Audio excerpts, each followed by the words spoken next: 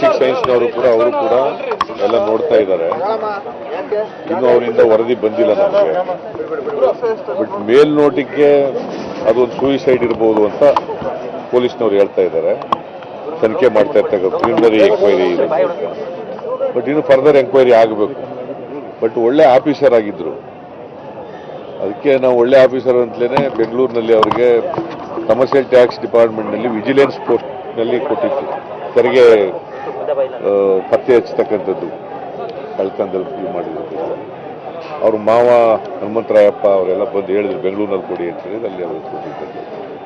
ಒಬ್ಬ is A good officer, efficient officer ಮತ್ತೆ honest officer. ಸಾವು ಬಹಳ ದೊಡ್ಡ ನೋವನ್ನು ಉಂಟು ಮಾಡಿದೆ.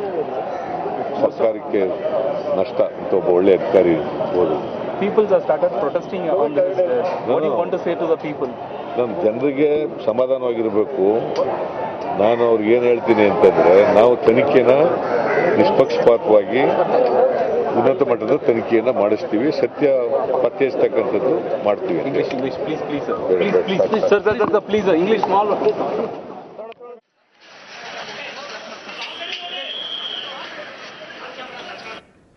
ಕೊನೆಗೂ ಮುಖ್ಯಮಂತ್ರಿಗಳು ಡಿ ಕೆ ರವಿ ಅವರ ಸಾವಿಗೆ ಒಂದು ಪ್ರತಿಕ್ರಿಯೆಯನ್ನು ಕೊಟ್ಟಿರುವಂಥದ್ದು ಮತ್ತು ಮೇಲ್ನೋಟಕ್ಕೆ ಇದು ಆತ್ಮಹತ್ಯೆಯಂತೆ ಕಾಣುತ್ತೆ ಅಂತ ಪೊಲೀಸರು ಹೇಳ್ತಿದ್ದಾರೆ.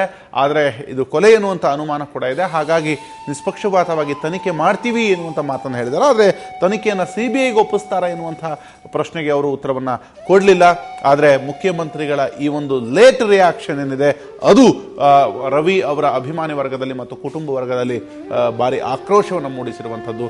ಸದನದಲ್ಲಿಯೂ ಕೂಡ ಈ ಕುರಿತಾಗಿ ಚರ್ಚೆ ಆಗಿದೆ. ಜಗದೀಶ್ ಶೆಟ್ಟರ್ ಕೆಲವೊಂದು ಉತ್ತಮ ವಿಚಾರಗಳನ್ನು ಚರ್ಚೆಗೆ ತಂದರು. ಈ ಸಾವು ಕೊಡುವಂಥ ಸಂದೇಶ ಎಂತಹದ್ದು ಅಂತ ಅಧಿಕಾರಿ ವರ್ಗಗಳಲ್ಲಿ ಒಂದು ದೊಡ್ಡ ಆತಂಕವನ್ನು ಮೂಡಿಸಬಹುದು. ಅಥವಾ ಸರ್ಕಾರವೇ ನಮ್ಮ ಬೆಂಬಲಕ್ಕೆ ಇಲ್ಲದೆ ಹೋದ ಪಕ್ಷಕ್ಕೆ ನಾವು ಯಾರಿಗಾಗಿ ಪ್ರಾಮಾಣಿಕರಾಗಿ ದುಡಿಬೇಕು ಎನ್ನುವಂತಹ ಪ್ರಶ್ನೆ ಕೂಡ ಮೂಡುವಂಥದ್ದು. ಆ ನಿಟ್ಟಿನಲ್ಲಿ ಈ ಒಂದು ವಿಚಾರದ ಬಗ್ಗೆ ಕೂಡ ಸದನದ ಗಮನವನ್ನು ಕೂಡ ಸೆಳಿತಾರೆ ಜಗದೀಶ್ ಶೆಟ್ಟರ್.